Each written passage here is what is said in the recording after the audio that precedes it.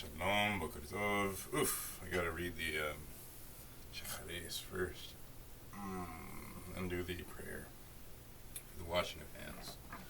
But I'm just gonna make this video as I'm getting ready for the day. I'm already behind on my schedule. I overslept half an hour. And things are just not going my way. It's really weird. Observations. Some of the schizophrenic voices are now in Hebrew. When things go bad, I say, why does God hate me? Well, now I'm saying, En li musag Hashem lo ohevet ani. And then I'm forcing myself, as instructed by Dr. Albert Ellis in Reason and Emotion Behavioral Therapy, to change your self-statements, your sentences you say in your head.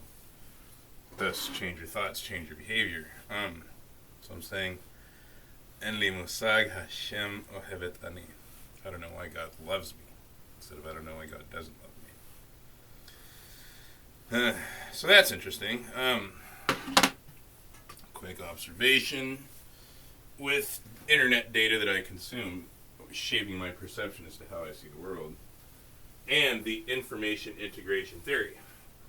So, yesterday, I, out of this dread and fear that they're going to just federally legalize marijuana, and it's going to be a fucking nightmare, but it might finally free me. Like, the marijuana might cause me to commit suicide, and then the suffering will finally end. Let the record show I don't want to commit suicide, but secondhand marijuana makes me suicidal. Bankers, drug dealers, and all that shit, they do not care. They do not care about the suicides they cause. They do not care about the homicides they cause.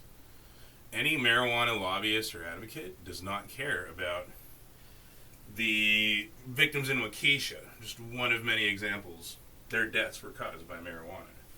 Darrell Brooks was a marijuana user.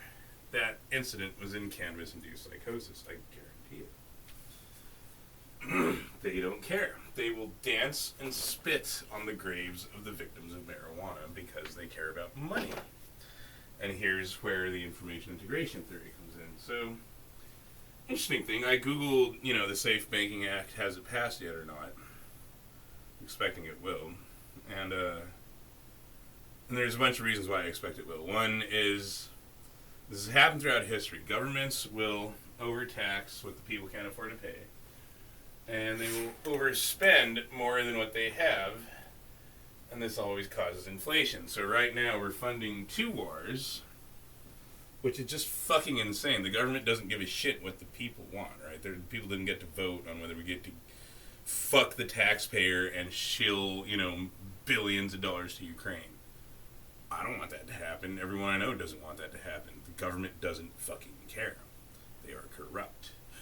And now Israel, of course. And now I do support Israel, but not all 100% Israel. I support the Israel that I like.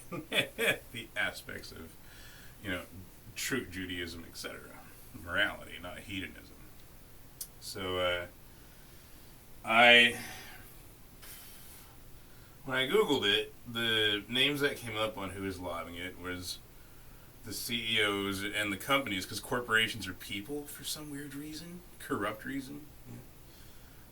So the people lobbying are the heads of MasterCard, Discover, and all these banks. Yeah, that's a red flag.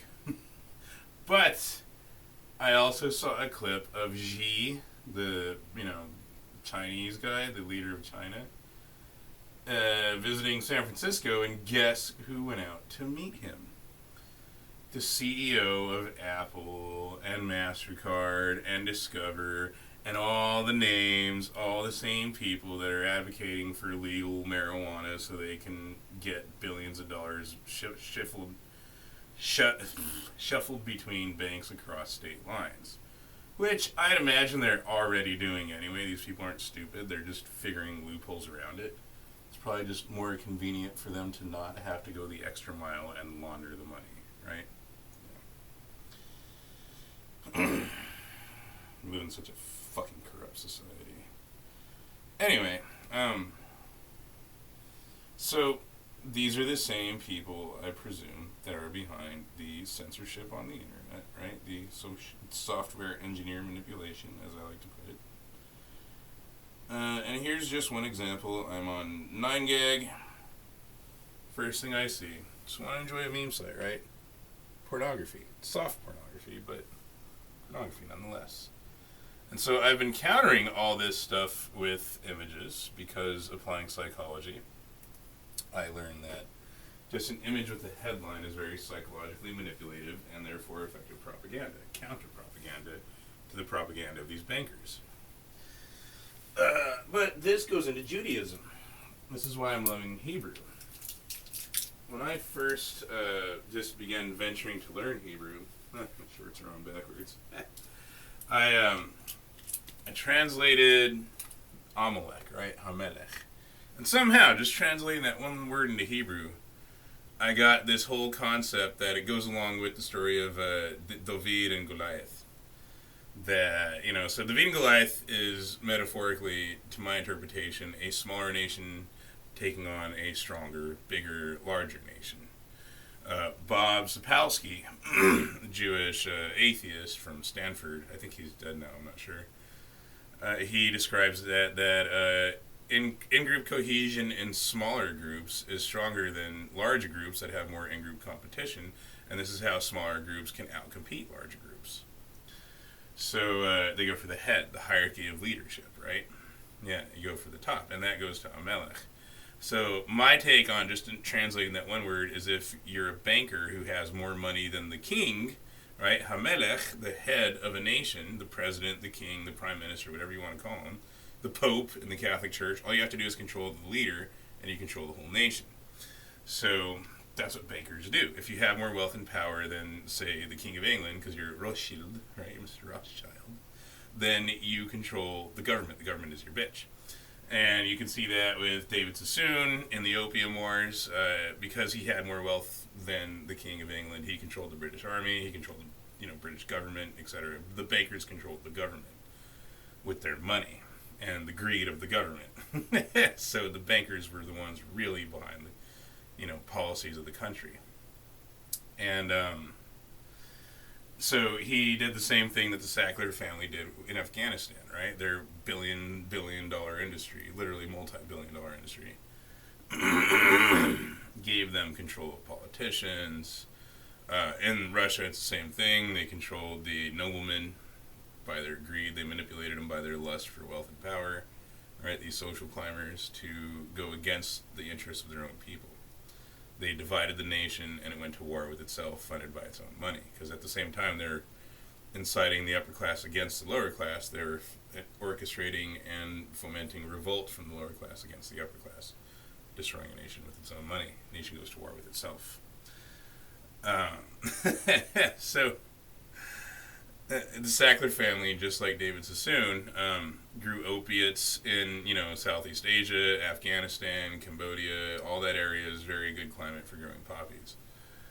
And the Chinese government, they said, no, we don't want your opiates, but because he had more wealth than the king, he's like, no, this is what the military is going to do. They're going to protect and transport and force my opium legally onto the Chinese. Now it's, the opium from Afghanistan went through the Sackler family in Purdue Pharmaceutical to become OxyContin. They own the OxyContin patent. It's a huge thing, $13 billion industry. They made another billion getting, sued. Like, how do you make money off of getting sued? It's weird. But, yeah, so that tells me that human nature is just the same now as it was in the days of what Christians call the Old Testament, right? The Tanakh, the Torah, etc.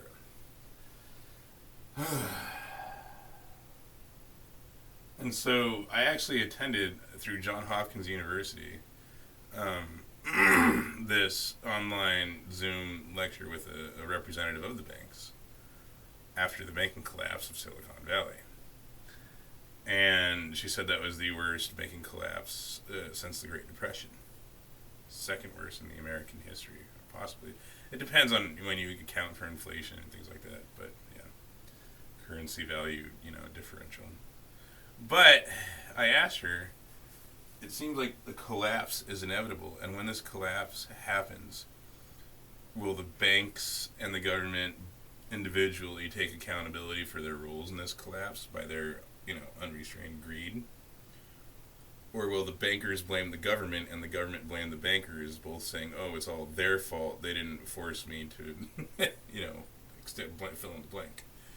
The government will say, oh, it's the bankers' fault. They allowed us to do this. They funded it. They manipulated us. They controlled us with their money. And the bankers will say, oh, no, it's the government's fault. They didn't regulate us hard enough. They didn't control our behavior.